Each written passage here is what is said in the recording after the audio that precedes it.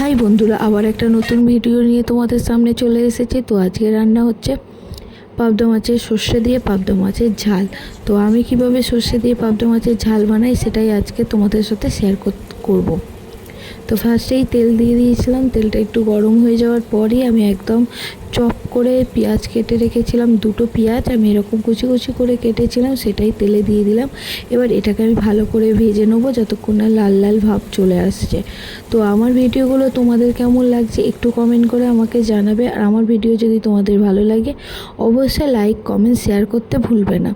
তো এবার আমি রসুন দিয়ে দেবো। রসুন হচ্ছে একটা গোটা রসুনকে আমি ভালো করে চপ করে নিয়েছি। এখানে আমি কোনো জিনিসই বাটিনি, সবই চপ করা। আর একটুখানি 7-8টা মতন গোলমরিচ একটু থেতে নিয়েছিলাম। এবার এটা আমি ভালো করে ভাজা ভাজা করে নেবো যতক্ষণ না রসুনের গন্ধটা চলে যাচ্ছে। আর এবার আমি দিয়ে দিলাম গ্রেট করে রাখা টমেটো। তোমরা চাইলে বাটতে পারো, আমি একটু হালকা গ্রেট করে রাখবো বলে আমি এরকম করেছিলাম। আমি এখানে কোনো জিনিসই একদম বাটিনি, সবই হালকাভাবেই করেছি। এবার এতে দিয়ে দিলাম 2-3টে মতো কাঁচা লঙ্কা কুচি। তোমরা চাইলে দিতে পারো, নইলে স্কিপ করে নেবে। এবার এটা আমি ভালো করে ভাজা ভাজা করে নেবো। দেখো তেলটা হালকা করে ছেড়ে যাচ্ছে। এবার আমি একটা বলে কিছুটা ধনে গুঁড়ো, জিরে গুঁড়ো, লঙ্কা গুঁড়ো আর হলুদ গুঁড়ো দিয়ে ভালো করে নাড়াচাড়া করে আমি এটা কড়াইতে দিয়ে দেবো।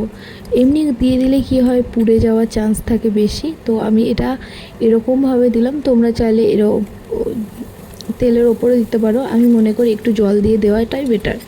তো এবার আমি আর একটু কষিয়ে নিয়েছিলাম। তো কষিয়ে নেওয়ার পর টেনে গেছিলো বলে আমি একটু জল দিয়ে দিলাম। এবার আমি পাবদা মাছগুলোকে ভালো করে ধুয়ে নিয়ে ভালো করে লঙ্কা হলুদ নুন দিয়ে মাখিয়ে বেশ 5 মিনিটের মতো রেখে আমি এটা ভেজে নিলাম। আর বলো না, পাবদা মাছের যা তেল ছিটকায় বাবা, গ্যাসটার কি অবস্থা। আমার আবার রান্না করতে করতে একটু পরিষ্কার করার হ্যাবিট আছে, তো আমি পরিষ্কার করবো, কিন্তু এত তেল ছিটকাচ্ছে আমি তার ধারে কাছেই যেতে পারছি না।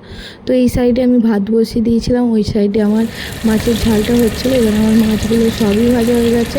মাছ নিয়েছিলাম অনেকগুলো, কিন্তু এত বড় বড় মাছ, তাই 4টে দিয়েই তৈরি করলাম।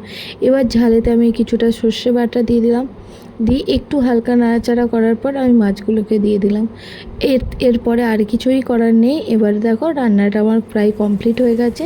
এবার আমি পরিবেশন করে নিই। দেখো তুলতে গিয়ে এতটাই নরম হয়ে গেছে, ভেঙে গেছে। তো ভাত নিয়েছি, তার সাথে একটা পাবদা মাছ নিয়েছি আর একটু গ্রেভি নিয়ে খেয়ে নিলাম। তো তোমাদের কেমন লাগলো আমার রান্নাটা অবশ্যই কমেন্ট করে জানাবে।